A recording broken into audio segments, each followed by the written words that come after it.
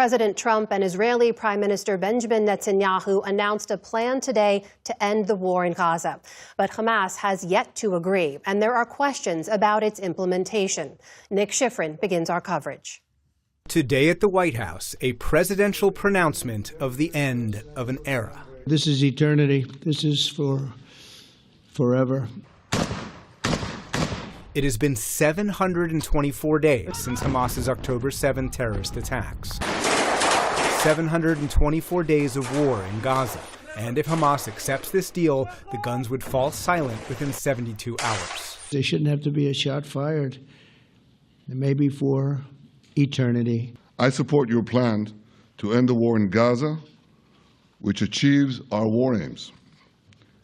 It will bring back to Israel all our hostages, dismantle Hamas's military capabilities, end its political rule, and ensure that Gaza never again poses a threat to Israel. In a 20-point plan released by the White House, the deal would release all 50 Israeli hostages currently in Gaza, both dead and alive. Israeli soldiers would withdraw in phases, marked in a White House map, but remain in what the plan calls a security buffer zone. Gaza will be demilitarized.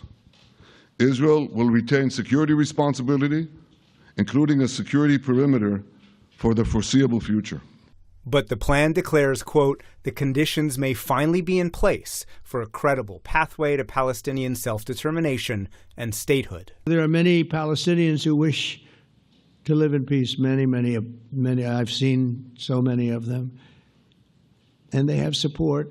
And I challenge the Palestinians to take responsibility for their destiny, because that's what we're giving them.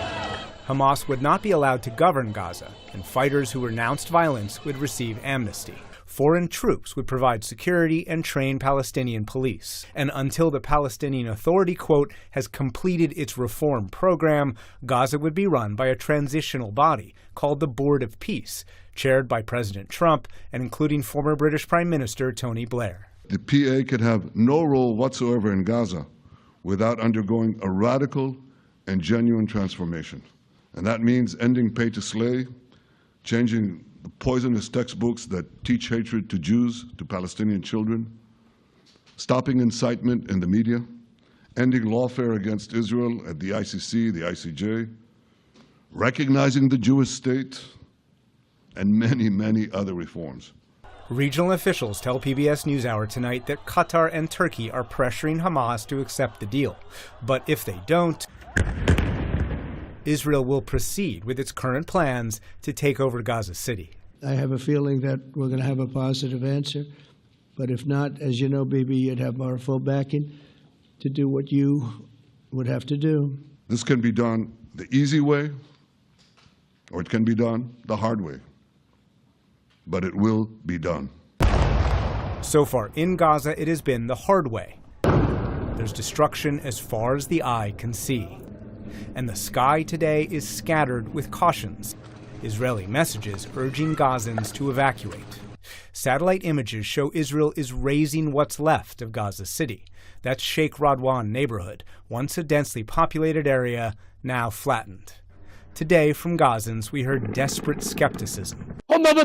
They negotiate, and we are living under the fire, under oppression and injustice. Every day, Gaza is being annihilated, and the unjust world watches us. Until when? We're dying for God's sake, as you can see this destruction. Who will rebuild this destruction? Who will? Who will do this to Gaza? That is an understatement. The end of the war will require seemingly insurmountable rebuilding, assuming the two sides can finally end this war. Tonight, two regional officials confirm that Qatar and Egypt have formally presented the plan to Hamas. There's been no response yet, but Amna, Hamas would have to release all of the hostages before a full Israeli withdrawal. That is not something that Hamas has been willing to accept so far. Nick, I know you've been also reporting on the fact that during the meeting at the White House, the president facilitated a phone call. Tell us about that and why it matters.